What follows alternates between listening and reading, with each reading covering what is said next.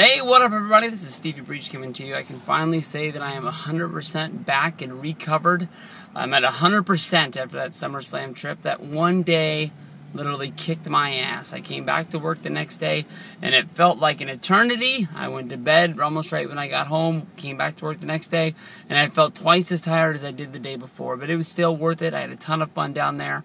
I got to meet one of my favorite wrestlers of all time, one of the most famous wrestlers. I think when everybody draws out their Mount Rushmore of wrestlers, I think Stone Cold Steve Austin sits on top. And honestly, he was one of those guys I don't see on the convention circuit a lot. You don't really see him popping up.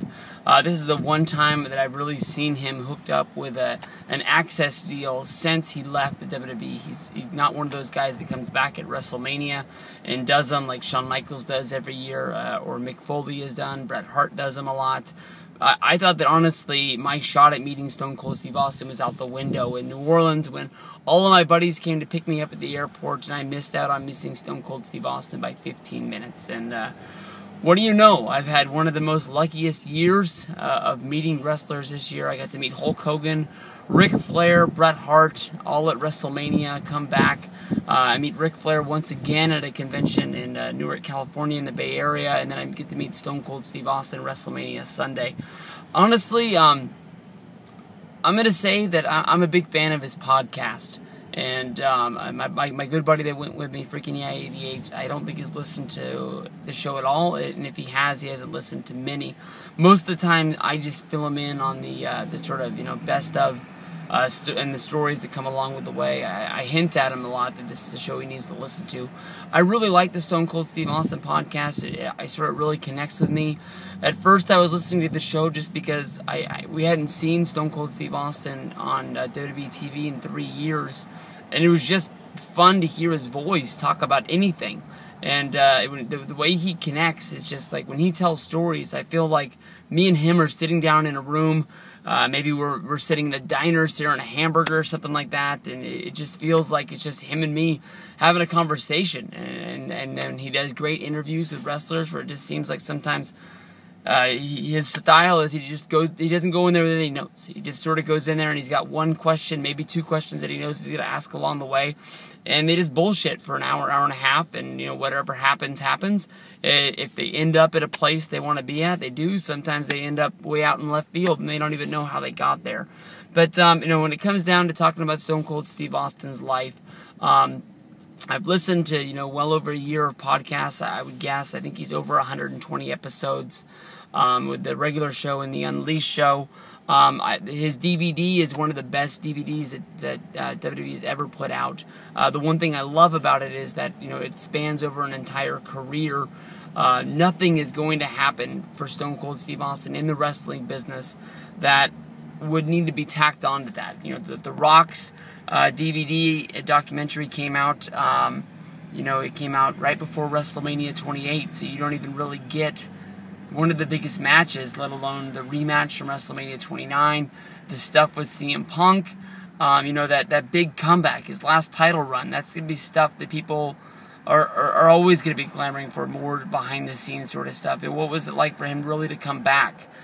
We got to see, the push for WrestleMania 27 in there for him to come back as a special guest referee, and the promise of WrestleMania 28 being great, but it just wasn't there. That's why Stone Cold Steve Austin's DVD always will sit at one of the top spots in my countdown.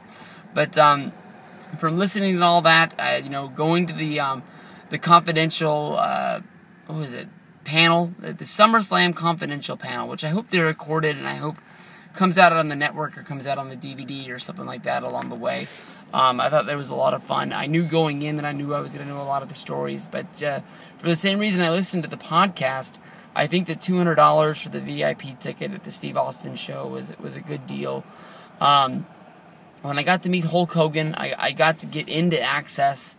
I got to, meet a few other people. I met the Matadors. I met Three Man Band. I met I can't remember who else I met. If I was lucky enough to meet Roman Reigns, I think I met Roman Reigns right after I met Hulk Hogan. So, I only got a minute of Hulk Hogan's time, which it was well worth it. One of my favorite wrestlers of all time. I almost cried when I met Hogan.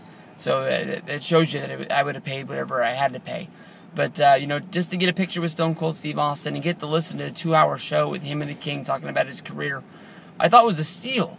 There's some people out there who don't really care about that stuff. I haven't listened to Miguel's review, if he's even made one about his weekend. But his instant review is he sent me a text during the show is that he paid $200 for a picture with Austin.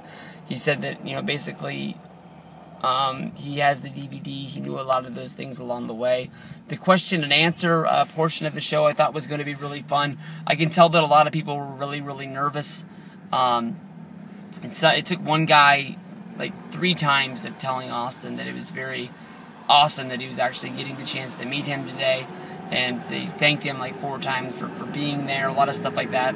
One of the best questions was asked about the Stone Cold belt that came out along the way. It was about asking if how much of the input did he have on that title coming out and telling the story about, it was actually the Road Warriors who had the idea of saying, you're bigger than WWF, you need to have your own title.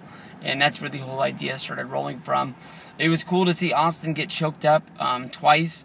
One guy just asked him, what is the best day of your life that you can think of? And he talked about, the birth of his daughters. And then he talked about the day that his dad got his clean bill of health, where he had beaten tongue cancer.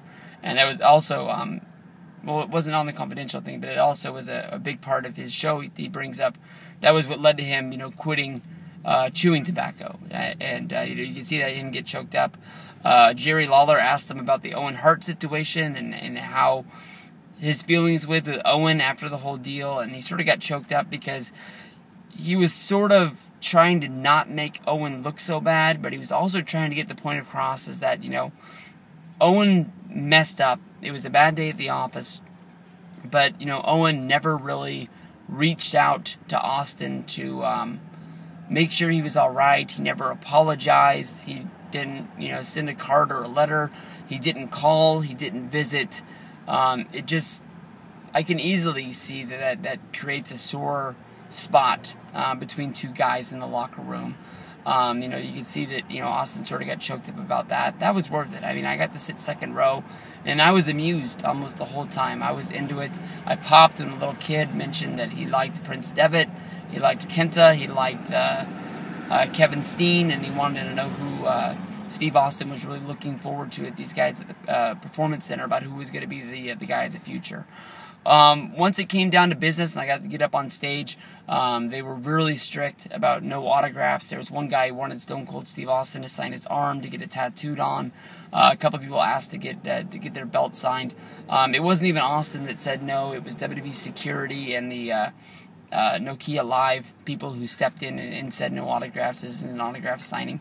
There was even one point when the head of WWE security, she came up to us in a group before we met, and she said, please respect me. I'm head of security. This is not an autograph session. Please do not waste your time asking for an autograph, because then you're going to have to answer to me. And basically, I didn't want anything. I put my book away that I had wanted to get signed. I thought I was going to be slick and asked to get signed. Nobody else really seemed like they had anything out. But I saw one of the belt guys get shot down, and I was really hoping for the guy behind me to get the Stone Cold Steve Austin tattoo. So I handed him my Sharpie, and I said good luck, and it didn't work out.